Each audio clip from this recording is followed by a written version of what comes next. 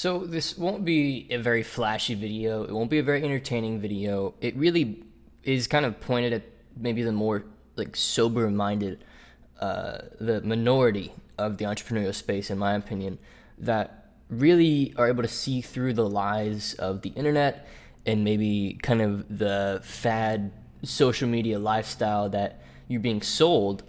And I'm making this video almost as a warning letter to my older self, maybe from 2.5, maybe 3 years ago, who was really sold on this lie of like what it meant to be an entrepreneur and what it would grant me that it did not end up granting me. Let me start here. I pride myself on running a business that does not prey on the like primal desires of people for status, for more sex, for luxury. Truly, I'm selling one thing. I'm selling a business model that I believe in and coaching to help you build it. And that's it. Like there's no more to the pitch. And could I make more money if I presented a better lifestyle? Probably. But I'm in it for the long term. And I'd rather people 10 years from now look back at the way that I presented myself and say, you know what? Like, I see now that I've matured why he's thinking that way. So let me just spend some time here. I want this video to really kind of sober up some of maybe the beginners who are just now getting some momentum or who are motivated by these things, and maybe even sober up some of the, particularly the men, and I'll be speaking to the women as well, but I honestly think women are significantly more emotionally mature than men in this way, in that they don't so desperately desire to have status and to have their ego pumped up in the way that men might. And so I'll start this video off by telling you a story of myself when I was just getting started. Full transparency, like the first thing I did in entrepreneurship is I bought it was like a $347 like e-commerce dropshipping program. And it was in that market of, Lambo driving, young, and granted to them, the model works really well. Like, I know these guys make a lot of money. But I have kind of boundaries with how I'm willing to make my money, right? But at the time I didn't. I was going through a rough time. I saw my family struggling financially. And it was something I'd never experienced before. And to be honest, and I always give my parents credit that they did not end up needing any assistance, but I just had this chip on my shoulder and I was like, I want to help. Like we went through a house fire, which led to some other, when you go through a house fire and your parents are entrepreneurial and they're business owners and all their time is taken by this house fire now. And so they're unable to really earn in the way or keep track of things in the way that you would to otherwise. And so everything kind of took a spiral, and it's a story for another day, but it was a dark, 8 to 12 month period for me. And I lost all my wedding photography gear. I was a wedding photographer at the time. And I was preyed on, by this marketing scheme, this lifestyle marketing scheme. I saw the cars, I saw the women, I saw the lifestyle, I saw the whole LA thing. And to this day, by God's grace alone, honestly, by God's grace, I have stayed in my hometown. I have stayed close to my family. I found a woman that I'm engaged to be married to, and I haven't dipped my toe into that lifestyle. I make more than enough money to do it. And with that comes temptation. And I was on the phone today with my fiance, and I was talking, and the reason why I'm talking about this topic in the first place is because I was talking to her on the phone, and it was because I'd posted on my Instagram. I kind of just ranted a little bit about the trends that I see in the entrepreneurial space and just how dead set, particularly the men are.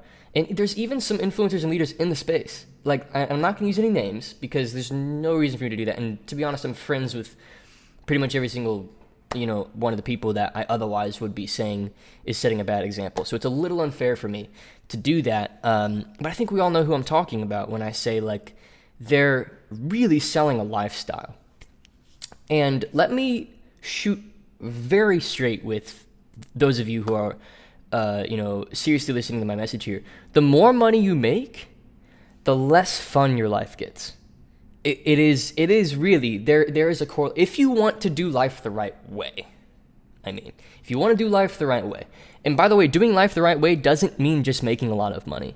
There's other precedents to living a good life. And in our culture, we're such a worldly culture. We're so obsessed with narcissism and ego and image and optics, and especially the men in our culture, when they start to come into any money, like when I started to succeed and it started to become clear that I was succeeding, it was like every other day I was being invited to parties. I was being, said, hey, we got this group of guys, we're going out to Bali. We've got all these hot women that are coming with us. Like, do you want to come? And it was a spiritual battle for me. It was like a real spiritual battle because, let's forget my religious upbringing and my belief system. Forget my faith for a sec. Purely, it is just a long-term advantage to not feed that beast. It is purely, self-denial. In that self-denial, some people say, oh, but Trey, but balance, you gotta have balance. Shut the hell up. It is not about balance for you. We both know it's about feeding your ego. We both know it's about you looking a certain way for your Instagram followers. So as I've made more money, this month I've profited. We're on January 19th, and I've profited about $65,000 to $70,000. I don't know the exact number, but $65,000 to $70,000 has come into my bank account. Okay, that's money I'm going to pay taxes on, unless I find other ways to spend it on the business. And I'm personally on track right now. I'm downgrading my apartment. I'm selling my cars. I decided actually to keep one watch because this watch is going up in value tremendously right now. So I figured, I'm going to hold off on selling this, but I will be selling it. But it's just growing by like $1,000 a week. So I'm not really going to sell it right now. I'm going to see how high it can go and then I'll sell it. But I'm downgrading my lifestyle to about $5,000 a month. $6,500 a month exactly, actually. And then when Lily, my fiance, moves in with me, we're going to live off of $100,000 a year, which, is a super blessed place to be. But the reason why I'm putting a cap on this is because what people don't understand is the more money you make, the more temptation there is to spend the money in ways that doesn't actually serve the long term. The more likely you are not just to spend money in ways that doesn't serve you, but to spend your life in ways that doesn't serve you. And there's so much temptation that comes with it. And our space makes it so hard. I've got young, successful, married men as friends, close friends, and there's very few of them. Let me be very clear. There's extremely few men with their head on properly that are getting into committed relationships with one woman. And I get it, the whole manosphere. I understand the whole red pill thing. Like, when I showed that I was engaged, I got so many messages from people. It was crazy. I got like probably like 5 to 10 a day being like, dude, what are you doing? How you realize like that's your whole life, right? I'm like, yeah, I know. Like, what a challenge it's going to be. The spiritual implications of getting married and what it's going to do to my character and how it's going to make me a better father and a better business owner. I've said this before and I'll say it in this video. Like, if you can't commit to one woman, how do I know you can really commit to me in a business dealing? Like, how do I know that you're actually a committed individual? And like, if I see you bouncing from woman to woman to woman, it just doesn't line up in my eyes with a long-term way of thinking in business. How you do anything is how you do everything, right? Am I saying I've got it all figured out? No. Do I know for a fact that my marriage won't end in a nasty divorce? No, I don't know these things. But I'm willing to put my life on the line, my assets on the line, everything on the line, because I understand the spiritual implications of marriage and that it's a way of bringing God's glory down to earth. It's a way of taking, God's design for man and bestowing it here on the planet in the form of the family unit, which is one of the last lifelines for our culture. Look around. We are in a dying culture, and the entrepreneurial space should be one of the last lines of light for that culture. But instead of that, it's only aiding in the continual disruption of the natural polarity and natural way that God set out our world to work, and it's feeding the ego. Entrepreneurship is about ego. That is what it's about. It is about making more money so you can have a better lifestyle, so you have more women. And I fell into that trap. Like, full transparency, I fell into that trap. Luckily, I never had sex with any women. Like, honestly, I that is one big thing that I'm really, really happy about. I went on dates. I was tempted by all kinds of random directions. But, And some people are going to hear this and they say, Trey, that's just your upbringing. That's just your Christian parents. It's just you being homeschooled. And I'm looking around and I'm like, give me another way that we can run our planet that works as well as a committed male and female running a family unit. Okay? So I think the first branch off the trunk that I'm attacking with this video of, kind of a narcissistic theme in the entrepreneurial space is particularly women and particularly for men. I want to set an example. Okay? I want to set an example for other men and be married. Like, he who finds a wife finds something good, right? I'm going to use a lot of scripture in this because, and those of you who aren't religious, who aren't faith-based, that's okay. But you can't deny, the most, for example, you can look at the economic centers of the continent of Africa. With few exceptions, with extremely few exceptions, the economic centers in the African continent are directly surrounding the areas where we first sent Western-based Christian missionaries out to these places. It's no coincidence that they learned the value of the family unit. They learned the value of male and female roles. They learned the value of commitment. They learned the value of frugality. They learned the value of living life the right way, being involved in your community through a church, doing these things that have worked for centuries because it's the way that the planet was made and designed to be. And then all of a sudden, the economic growth sprung up from that because we were raising men, we were raising women. Women were women, men were men. We were committing to one another in a beautiful union. And so I honestly see my fiance as this beautiful light of hope, that she is so excited to be a woman, to be a homemaker, to be a female. And yet we've got men now through entrepreneurship, which, by the way, only exists because for centuries past, we've had strong family units as a Western culture. Now we don't. Now men are women, women are men. You can get married to 6 people and it doesn't really matter. And marriage is just this thing that people do because they just are in love with each other. There's no actual transaction there. There's no real why are we actually getting married? What does this actually do? There's none of that. It's just, you get married because you really like somebody and you can't, get tail anywhere else. So you're just going to commit to one girl because, you don't have any chance with any other women. That is not it at all. I think men should be extremely attractive to many, many women, but then pick one, right? Pick one woman. And I just want to challenge some of the men here, you're doing it all wrong, dude. You have no idea the implications of your decisions. If you look at the fall of Rome, for example, one of the first things to go was marriage. One of the first things to go was the family unit. And now we're looking at Western culture as it is just crumbling before us. We're looking at, the government system getting in the way and playing the role of God. We're looking at the family unit being completely attacked and isolation becoming the norm. And then we wonder why it's happening, while at the same time, and especially in the entrepreneurial space, we're promoting such degeneracy. It's absurd. The second I see a guy make a lot of and it's sad. Our program, we will empower young men to make a lot of money, and then I'll see them go off and do stupid stuff. And I'm just like, gosh, you are so missing the message. Do you understand the implications of what you do with your money pre-30 years old? Do you really understand?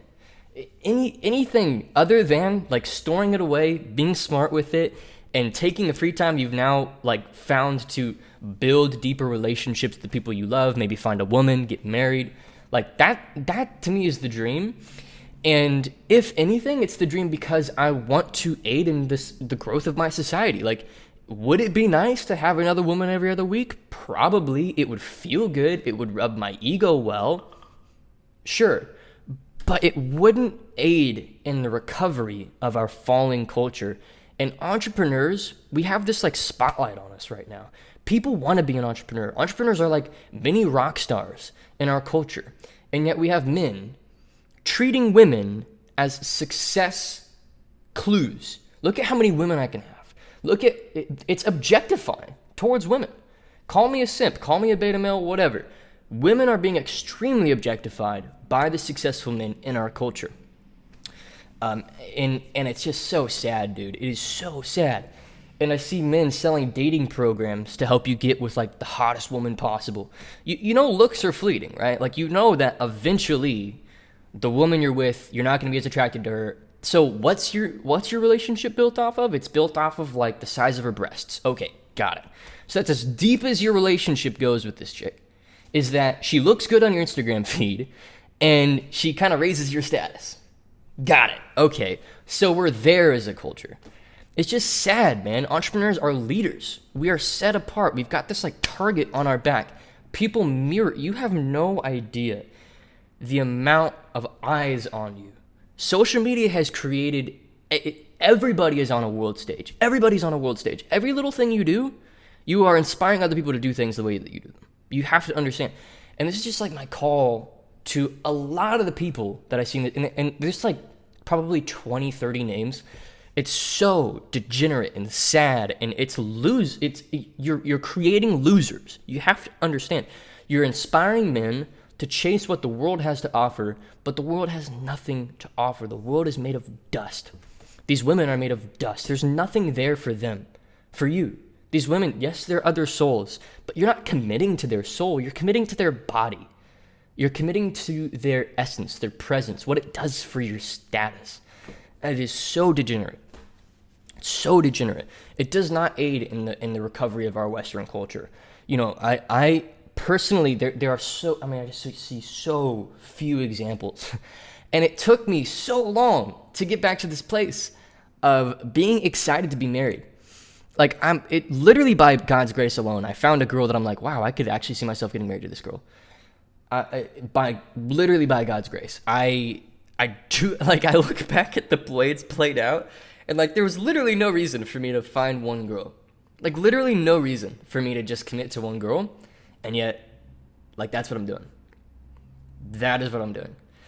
And there's gonna be men that are like, Trey, you don't know what you're doing. Like, 10 years out, will it work out? Like, okay, let's do this. Full, like, money where my mouth is, full transparency. Let's look at your life 10 years out from now, and let's look at my life 10 years out from now, and just compare our general satisfaction, happiness levels, and contentment with our day-to-day life. Not looking at what we can do this weekend or next weekend or who we can hook up with or what, but like just the day-to-day routine. What are we becoming? Who are you spiritually? What values do you stand for? Let's compare me 10 years out from now to that person 10 years out from now. Who would we want society to be made up of? Do we want them to be made up of men who have many options? Or do we want them to be made up of men who create family units? And it's an honestly valuable question. I'm not saying it's a dumb question, but I think we're in a really interesting season where we're seeing this longitudinal study of what success in social media does to the male ego. And it really does some nasty stuff. And it's sad. It is honestly sad. And I've fallen prey. And so back to the story of myself buying this program. Bought this program, started an e-commerce store, and I made some money, which like spiraled into what I do today. Like, you know, I went from wedding photography to, I kind of bought that program to do it on the side because I was sold by the lifestyle stuff. Then I realized I could like do services for people, which I started consulting others, and that just kind of led into where I am today, where, you know, some of my first like $10,000 checks were from just consulting clients where I helped them with their funnels, and I just learned all these skills. And so in a way, I'm grateful for that. I'm kind of indebted to the lifestyle marketing that I was subject to. And it reminds me of this story. I used to go to this Bible study where I met a girl who I dated there for a while. And the leader of the Bible study actually started the Bible study because, like, you know, when you're in a church, like, the social hierarchy of the church is how many people can you get to come to your Bible study? You know, and it was like, whoever has the biggest Bible study has the biggest penis. It's just, that's how it works, right? And that's literally like, if you don't know what I'm talking about, that's okay. But like, if you grew up in the church, you know that was how it was. And I started this Bible study because I was like, oh, I can get 30 guys to come to my house on a Thursday. And, you know, it was really attractive to the women, like, that I led this group and stuff. And that's literally a part of why guys will do it. Like, if they're honest with themselves, it is just a social hierarchy thing. And so this guy admitted that to me. He's like, I literally started this Bible study because I liked a girl who, when I told her I was starting the study, it made her more attracted to me. But if it weren't for that Bible study group, I wouldn't have met the girl that I met, which led to a relationship, which we ended up being good friends. We didn't go much further than that. But then she introduced me to more people, and then I ended up finding the girl I'm with today, who I'm engaged to. So if it weren't for that worldly desire of just like status and praise and approval, then, you know, the butterfly effect wouldn't have happened. I wouldn't have met who I am today. And same with him. Like, he ended up leading a really freaking good Bible study. It was a great place to be. There was some honest to God, good conversations about spiritual issues that I was facing, that the other people in the group were facing. And so just because he was motivated by worldly things doesn't mean that he wasn't of value to the church. In the same light, just because you are motivated by being with more women, buying more cars, Instagram feed, aesthetic crap like that, doesn't mean you're not a valuable member of the marketplace. But unfortunately, people are so short-sighted that they don't really count the implications of the examples that they're setting and the kind of the second, third, and fourth order consequence maybe played out over a decade or two for their followers in the way that they make decisions. You know, I don't know. I just feel like I'm aware of the example that I set. Am I huge in my space? Not really. I'm actually kind of a small fish. And I believe I'm still a small fish because I'm not willing to do these things. And I'm not willing to sell my soul. I'm not willing to be something that I'm not. There for a while, I tried to look the part. And it felt so silly. I was just like, this isn't me. This is not who I am. This is just like some face I'm putting on because I want to fit in. I want people to see me as high up on that hierarchy. So I don't know, guys. I got to tell you, as you make more money, life legitimately does get more hard if you want to live life the right way. And there is a right way of living life. There's a wrong way of living life. There's a very clear design that we've been given, and you know, that's where the word sin comes from. I don't know if we as a culture have had this conversation in a while. The word sin literally is a Greek word for an archer missing a target. So the target assumes that there is a design, there is a way in which we're designed to live, and that we're supposed to be. There is a design. There is a way in which men are supposed to be men, women are supposed to be men, how we're supposed to run our businesses, even how we're supposed to run our families. There is a design. Call it rigid, call it legalistic, call it whatever you want to call it. There's a design. And when you miss the target, when you miss that design, you're sinning. That's what sin is. And am I perfect? No. I'm I am I make mistakes constantly, okay? And it's there's only room for growth for me. But I'm just so acutely aware of the lies of the entrepreneurial space. And maybe you haven't experienced this. Maybe you're listening to this video and you're like, what are you talking about, Trey? I don't know any of these guys that are taunting the lifestyle and doing it. That's great. Stay away from it. Don't let it taint your thinking. Because I'm literally engaged to a girl to get married. And yet there's still the thought in my head. And I talk to the guys who are married, who are in the entrepreneurial space, and I talk to them, and they have the exact same issue. They're like, okay, they're constantly looking at these other options and other ways of doing life and seeing these other men that are with multiple women, maybe even at once. And there is a deep, deep, deep temptation as a man to give in to that way of doing life. When you're successful, when you have assets, when you have the ability to give a woman really whatever life she wants, honestly, now all of a sudden, there's a deep temptation for you to give in and have multiple options. But when you really boil it down, it's your ego talking. That is your narcissism talking. That is your lack of validation from the right places. And, I know men that are married that literally cannot stop comparing their life to these, and it's all fake too. You have to understand, it's all so fake. It's so fake and so short term. And you look at these guys' lives 10 years out, they're screwed, man. Like, there's no woman that actually loves them. There's no genuine commitment. So I don't know. That's the first area is the women. And that's kind of, that part of my like message, like my sermon, is for the men. The other part of my message is the lifestyle. This can be for more the men and the women. It's not necessarily pointed at any one gender. Let me give you a fair warning sign. If you are buying things and you are saying, "Oh, I can always make the money back," yeah, you can make the money back. You actually can, and it's not a bad way to think in the short term. But the problem with that phrase, "Oh, I could always make the money back," is that when you make that, you have to understand that the way that you act is the way that you're going to act over time. The way that you make decisions today is the way you're going to make decisions tomorrow, is the way you're going to make decisions the next day. Until you break the cycle doesn't break, right? So whatever mantra you're using to encourage a certain line of thinking or way of decision making, you're going to play that decision making and line of thinking out into the future, and it's going to cause either positive or negative implications in your life, which includes your business and your bank account. So if you're buying things, if you are making money, and then you're buying things with that money, other than assets or investments to continue to grow your business, you are going to end up broke.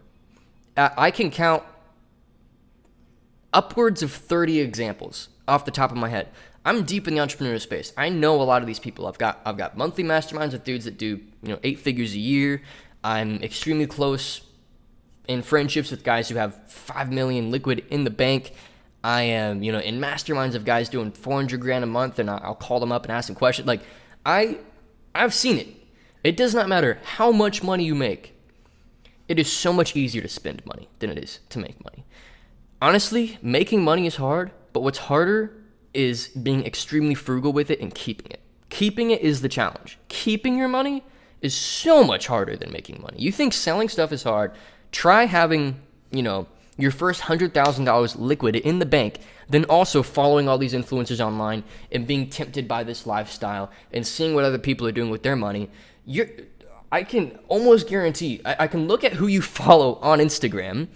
You tell me who you follow on Instagram, how much time you spend on Instagram. Okay, that's probably another thing I need to look at. And how much money you have in the bank, and I can probably tell you how much longer you're going to have that amount of money in your bank, right? Because you're looking at this lifestyle, you're looking at this way of living, you're looking at the status, you're looking at the cars, the watches, all this stuff. And it just, let me tell you, dude, it leads nowhere. It leads literally nowhere. Unless your objective is to get more women and make more fake friends, it leads nowhere. There's no end to it either. It's just a spiral. It sucks you up. There's a whole industry made to prey on the wealthy by selling them status. And this is, again, where the family unit is so important. If you have close-knit relationships, like I used to resent that my family didn't care about my success. I used to resent it. I used to be like, why can't you guys praise me more? Why can't you guys be more excited for me winning? Like, I'm making so much money, and I'm doing so well for myself, and yet, like, I never get, like, a, wow, congratulations, Trey. We're so impressed. How are you? Like, I used to resent that, but now I realize it's one of the biggest blessings that I have, is that they literally do not care.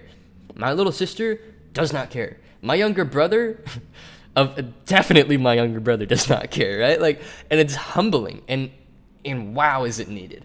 And this is, again, where the family unit is so important, because we're on this stage for the rest of the world. We're trying to be something, not that we're not that thing. You need to be able to look in the mirror and say, yes, I am that man. I am worthy of the success I've seen. I am creating this wealth for my future and building this freedom. And there's everything good about doing that. I believe it's one of the most honorable, exciting, amazing things you can do with your life is running a business and building wealth. But, once you start to see it, like I said, I can see who you follow on Instagram. I can see how many hours you spend looking at other people's stories and how much money you have in the bank. And I can tell you with a reasonable degree of certainty how much longer you're going to have that money in the bank. And I only speak from experience. Now, did I run myself dry? Far from it. I've always had a really, really solid safety net in the bank because of the business that I run. Plus, we're extremely profitable. It's like, I'm fine. I'm fine. I'm good financially. I'm fine. But I look at the check that I've written on things like cars and car insurance and rent insurance and watches and watch insurance and eating out, and it just kind of stacks. Giving money away, buying nice things for people that I love.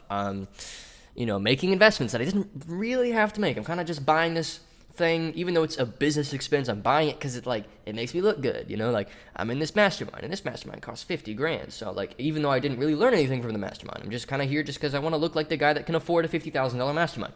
You're just doing these things that don't actually aid in the growth of my business or actually aid in my future wealth creation.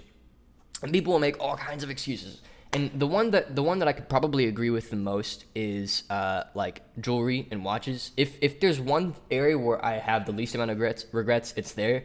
But I still have regrets because guess what? Every time you pull money out of the company, you're gonna get taxed on that money, like 30 to 40% depending on the state you're living in. So if you buy a $30,000 watch, that's not a $30,000 watch. That is a $45,000 watch in some cases. And so you just have to be aware of the implications of your decisions and really do the math. Like, really, seriously, sit down and do the math. Like, if I spend, $10,000 a month, it might not feel like that much that month, but that's $120,000 a year. That's a full-time employee that could double your business if you were smart with that cash. And so I was spending, at my peak, probably $35,000 or $40,000 a month on myself, and that lasted like multiple months, maybe close to a year. And I regret it so much because A, the tax bill, B, none of the investments actually did anything for me, and C, what you have to understand is whatever you pull into your circle, whatever your attention is on, you attract more of that thing energetically. I hate to sound too, I hate to sound like a hippie, but I really do believe in we get back what we put out. Whatever's around us, we're going to attract more of what's around us. And when you have little signs of luxuries everywhere, what happens is it encourages more of that behavior, and more and more and more and more. The more vacations you go on, the more vacations you want to go on. The more expensive the Airbnb you rent, the more money you want to spend on expensive Airbnbs. And here's the thing. People might say, Trey, well, if you made like $1 million profit, like what's 120 grand? You have to understand, it's not that the money I spent in comparison to what I made is a lot. It's that behavior, that 120,000, or more than that actually, played out over time. I'm 30 years old and I've spent $5 million on nothing for no reason. I don't know about you. I don't want to look my kids in the face and say, yeah, like we could have an extra 5 mil if I'd have just kind of been a bit less stupid. Like, I don't want to say that. I want to say, I made this money, I put it away, and I was smart. And I did the right thing. Whenever I came to a cross and I could make a decision, the fun thing or the smart thing, I did the smart thing every time. I punished myself. And I did not enjoy my wealth. And people will say, but Trey, balance. And that goes back to my previous point. Self-denial and real discipline doesn't really recognize balance in the way that you might put it. My balance is having a content daily lifestyle. I don't need to splurge. You have to understand, the need isn't there. I do not need to go on fancy vacations to feel successful. I do not need to buy expensive stuff to feel successful. Like, I literally, my fiance was over, and I've got like 2 more months left on this apartment, this lease. I look around, I'm like, I'm so sick. I don't have anything upstairs. I've got this whole stairwell, which leads up to this upstairs loft. I've literally never figured out how to decorate this thing. I've never used it. I probably have literally gone up there like 15 times because I've never figured out what the frick to put up there. It's such a waste of rent. Like, that's like $1,000 a month that I just am blowing for no reason, just to have stairs behind me in my YouTube setup, And like, maybe at a point in my entrepreneurial process, the brand, quote unquote, was helpful. And maybe this is just me maturing out of needing that brand in order to grow, because I can honestly say, like, I like literally, I'm at a point with my business where the less I talk, the more money I make. Like, I'm finding that like I need to save very little in order to make money. And I found that if I just run my dumb mouth, I'll actually end up unselling the wrong people from working with us. And so I'm just kind of shutting up and like I'm making more money. But anyway, yeah, so just a few key ideas. Like, you have to play out your behavior. You have to play it out over 10 years. Imagine what you spent every month on like an average month. That's how much you're going to spend every single month for the next 10 years if you don't stop doing it. Are you happy with that check 10 years from now? Are you happy? Personally, absolutely not. I am the furthest from happy. I'm actually quite ashamed of that check. Quite ashamed. So this is why I'm downgrading. So I'm getting extremely frugal. I'm living off of just a basic salary, and I'm just stacking cash. Taking that cash, I'm investing. I'm gonna get into corporate real estate more than likely, so that I can run the real estate through the company. I'm looking at opening up more life insurance policies and putting more money. Life insurance is just this like tax haven. It's one of the last tax havens for the wealthy. I'm in contact with like a few hedge funds. I don't know about that. My opinion kind of swings back and forth. Like maybe I could just put it into the S&P 500. I don't really know. But Warren Buffett literally says, when I die, he's got it in his will. When I die, take everything, sell it all, put it into the S&P 500, and don't touch it for like 30 years. And so a part of me is just like, I'll just take all the money, put it in the S&P 500. Like, why am I thinking this hard about it? So I don't know, guys. Like, I want to encourage you, like, I'll kind of wrap up the video like this. That really what you're buying for yourself by succeeding financially, I've learned the hard way that what you're buying for yourself is the ability to take a deep breath and feel that sense of belonging, security, and certainty. Freedom can be experienced on the other side of security. In the deepest, most profound way, not by expensive vacations to Bali, not by having more women, not by cars. Freedom isn't the way that the internet is presenting freedom. Let me be honest. Freedom is not where you can spend your time. Because a lot of these guys that take these expensive vacations, they're taking it because they have to, because if they don't, they're not going to sell more stuff. That to me is not freedom. That's being a whore. That is not freedom. Freedom is knowing that I don't need to do anything. That all my needs are met. And that I can choose how to spend my attention and my time. Because my attention and my time is my most valuable asset. And if at any point I get the sense that my business is running me versus me running my business, I'm out. Or I'm changing something drastically, extremely quickly. And there have been seasons, let me be honest, like you're going to face seasons no matter how much money you make, there's going to be 2 to 6 month cycles where you are being run by your business. But I'm trying to build something that gives me the ability to be extremely present with the people that I love and gives me the ability to give. That's it. And I don't really want to publicize my giving. I don't want to make a big flex out of it. I just want to give just because I want to give. And I want to, I want people to know that when they're close to me, that they're taken care of. Noah's Ark in Scripture, it's a story of God resetting the world. He sends a flood, and Noah is instructed years out to build this ark. One of the cool side effects, one of the cool lessons of that story that the modern Western culture and kind of the modern church just doesn't really recognize is Noah is the epitome of the archetypal male provider figure. He sees what's coming out in the future. He sees the flood. God calls him. He says, look, dude, the flood's coming. And I don't know how many years out it is. It's like 30 or 40 years, I think, or maybe like 90 years. It's some long period of time where Noah is preparing and preparing and preparing and preparing. The only person that's really praising him for preparing, by the way, it's not even, I believe it's in Scripture that his own friends and sometimes even his family did not understand why he was building this boat. But all he needed was God's approval. All he needed was the approval of his Creator, knowing that he was doing the right thing, knowing that he was getting ready for the cultural collapse, knowing that he was getting ready for the flood. And so for me, as entrepreneurs, I want to change your motivation. If there's one thing I want to say, I want to change your motivation from the short term. Like, if Noah acted like we act, he would not have built the boat, the world would flood, and he'd be dead. And we wouldn't be here today, right? Whether you believe in that story or not, that's not the point. The point is, it's got an extremely core message that I think all entrepreneurs should listen to. In the future, at some point, you're going to get hit with a bill that freaks you out, or you're going to get hit with an issue that freaks you out. You're going to get hit with debt. You're going to get hit with who knows what, or who knows, the industry you're in is going to collapse. It's not going to be here anymore. Something's going to change. The SEC is going to step in. Freaking the internet will turn off. Who knows what? And then you're going to look at that big fat lifestyle bill that you stacked up, and you're going to really wish you still had that cash. You're going to really wish you still had that cash. And so, hear my calling like Noah heard God's calling in that moment when he said, there's a flood coming.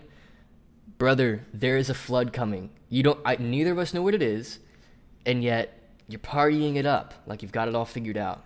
You just don't. And if you could humble yourself and drop your ego and really see that nobody really knows what's coming.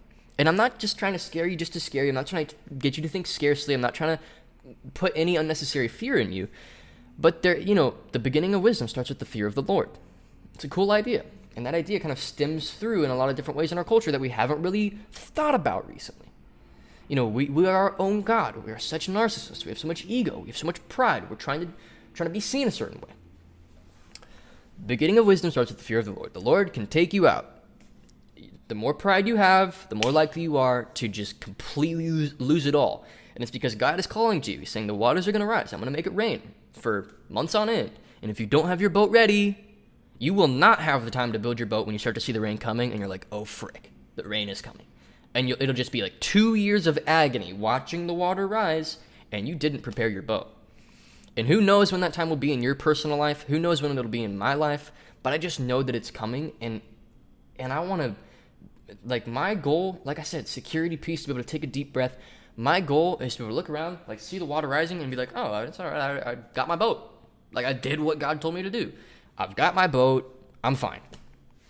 And a lot of people just can't say that, and it just scares me. And honestly, my heart goes out to the industry, because if I'd have followed that path, I would not know with certainty, and I still don't know with full certainty, but I would know with a whole lot less certainty that 5, 10, 20 years out from now that I will have my boat come the flood.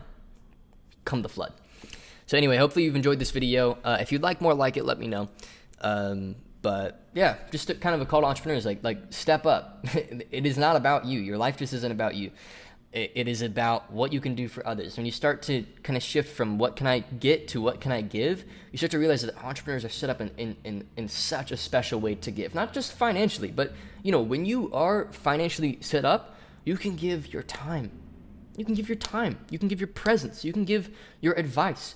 I can spend right now 6 hours on the phone with my brother, helping him through something he's going through, and it's not going to affect my business. I could take a week off if my mom got sick and went to the hospital, and my business is still going to run. Eventually, I don't want to have to run a business for me to be able to do that. I want my investments, I want my portfolio to be working for me, whatever that looks like, whether it's real estate or I don't know right now. All I know is I've got a lot of cash, and I have to figure out where I'm going to be putting all of it. I've kind of got some life insurance stuff set up. I've put a bunch of money away in a bunch of different stocks that I believe in and stuff like that. I don't know what I'm going to be doing in the long term, to be honest. And that is my mission this year, is to do about maybe 2 to 2.4 million and start actively putting away way more money than I'm putting away. And not only that, I know plenty of guys that live a nice lifestyle while still putting away money. Let me be honest. You can live a nice lifestyle while still putting away money. I'm not saying that those two counteract, but I am saying that your diligency in building your boat in this, it's almost like if Noah was half building his boat while also half partying it up with a bunch of hot chicks. You really kind of are only doing one or the other. And social media, if social media was around when Noah was around, and people knew that Noah was this supposed man of God, and he's doing what God's telling him to do, but he's also partying it up, people would be like, okay, as people would start to mature, they'd be like, I don't know about Noah. I don't know if I'm getting on that ark. I don't really know about this. And that's just as people mature. And until they mature, Noah's going to he's going to look so cool. He's going to have the cars. He's going to have the lifestyle. He's going to have all the stuff. But then the flood's going to hit, and God's going to be like, wait, I should have been building my boat. and then it's just all this time and attention that could have gone to the right thing just wasn't. And do I make a lot of money? Honestly, I consider myself quite broke, in the entrepreneurial space on a big level. There's people doing way more than me, but I'm just trying, I just believe that how you treat the small things is how you're going to treat the big things. And I'd love to be 50 years old and $1 million a month is coming to my account, and I just can't even count the sources, and it's just getting reinvested, and I'm being smart with it. I would love to be at that point. And I think so many entrepreneurs aren't thinking like that. They're just thinking about how do I make 20 grand a month so I can get a BMW and travel. I don't know, man. I just don't think that that's the move. But anyway, hopefully you've enjoyed this video, and hopefully I didn't come off too arrogant, to be honest. I really hope I didn't come off arrogant or I'm speaking from a place of knowing more than other people. I'm willing to admit that I could be very wrong. Maybe I need more balance. Maybe I do need to do more of this stuff. But I personally, I play out those decisions and I don't see how they affect my future in a positive way. I don't see that. And I'm up to being challenged. I'm fully up to being challenged, but that is my stance. And at least for as long as I can maintain that stance, that is my stance. Anyway, hopefully you've enjoyed. See you in the next video.